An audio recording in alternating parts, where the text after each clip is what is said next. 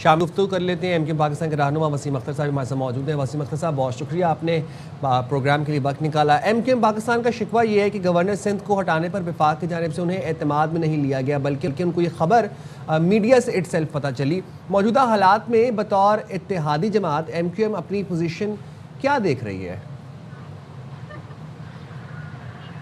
जी वसीम अख्तर साहब। देखिए, फिलहाल तो स्टेटस जो है सबके सामने वो है। गवर्नर साहब जो कामरान तसूरी साहब थे वो जा चुके हैं और मेरे ख्याल में निहाल हाशमी साहब का ओथ होना बाकी है। आजकल में उनका ओथ भी हो जाएगा, हो गया सर, वो है एहतजाज कह लें या हेलो जी जी सर, आपको सुन रहे हैं। निहाल हाशमी साहब का तकर्रुर हो गया है। जी, तो एहतजाज रिकॉर्ड कराना था, वो हमने कराया है। कोलिशन पार्टनर्स हैं हम, नहीं रखा जाता। हम हर थिक एंड थिन में पीएमएलएन के साथ खड़े थे माजी में। तो ये तरीका सही नहीं है हमारी नज़र में।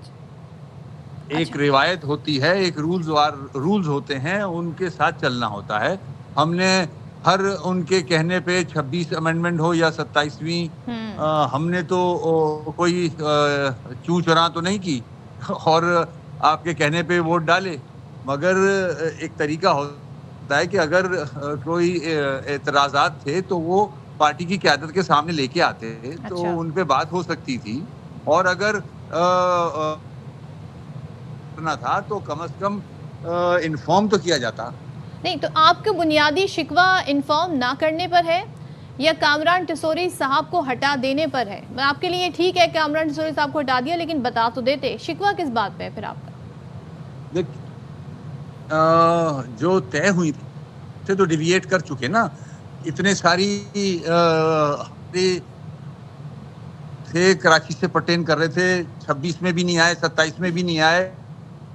पीपल्स पार्टी के कहने से 27 में आपने उड़ा दिए आर्टिकल 140A को, तो मतलब हमारी तो मानी नहीं गई ना। ना वो स्लॉट हमारे पास रहने दिया। गवर्नर का स्लॉट जो था वो एमक्यूएम का स्लॉट था, एमक्यूएम के पास ही रहना चाहिए था। चलें, अगर कोई वजह बन रही थी जिसपे हमें कॉन्फिडेंस में लिया जाता तो फिर हम भी, तो हमारा एहतजाज तो अपनी जगह है। तो फारूक सत्तार साहब तो कह रहे हैं जी फिलफौर हमें हुकूमत से बाहर आ जाना चाहिए। आपकी पार्टी मेंबर क्या राय है इस बारे में?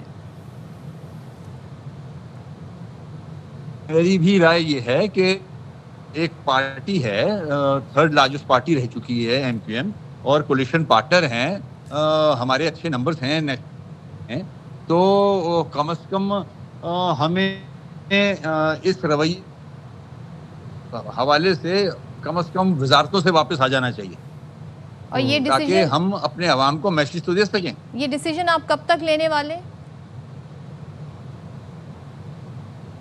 देखिए, ये डिसीजन जो पार्टी की क़यादत है वो बैठेगी, मेरे ख्याल में प्राइम मिनिस्टर साहब आगे होंगे, उनसे बात करेंगे। अच्छा, कुछ इस तरह की खबरें भी थी वसीम अख्तर साहब के एमक्यूएम में इटसेल्फ एक डिवाइड है गवर्नर कामरान तसूरी को लेके। कुछ लोग एमक्यूएम में से भी चाहते हैं कि वो अब अपनी गवर्नरशिप से दस्तबरदार हो जाए। ये गवर्नर अब गवर्नर का मामला नहीं रहा। सुने, अब ये गवर्नर का कामरान तसूरी साहब का मामला नहीं रहा, ये पार्टी का मामला है। पार्टी की वो थी सीट, पार्टी के नॉमिनेटेड गवर्नर साहब थे, तो अब तो ये फैक्ट तो पार्टी पे आता है ना, गवर्नर पे नहीं आता। गवर्नर साहब तो चले गए, मगर ये जो तरीकेकार है, जो एटीट्यूड है, ये गलत है। नहीं, लेकिन मैं ये पूछना चाह रहा हूँ कि मतलब ऐसा हो सकता है कि आपको ना पता हो, फारूक सत्तार साहब को ना पता हो, लेकिन पार्टी में कुछ और लोगों को पता हो कि गवर्नर साहब जा रहे हैं और निहाल हाशमी साहब आ रहे हैं।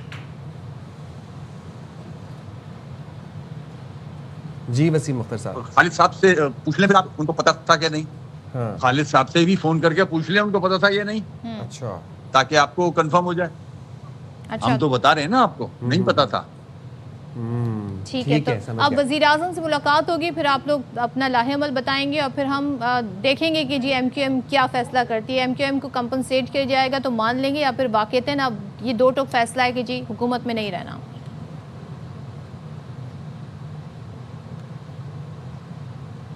चलें वसीम, ठीक है। वसीम अख्तर साहब से हमारा राब्ता जी मुकत्ता है क्योंकि कुछ टेक्निकल इशू भी थे, लेकिन ये बहरहाल उन्होंने कहा है कि ये जनाब इंटरनेशनल कॉल पे थे वो हमारे साथ। जनाब ये इशू है कि अब MQM ये कह रही है कि हम मिलकर फैसला करेंगे, क़यादत हमारी, वज़ीर आज़म से इस हवाले से मुलाकात भी करेंगे। तो ये जनाब सूरत हाल रही है।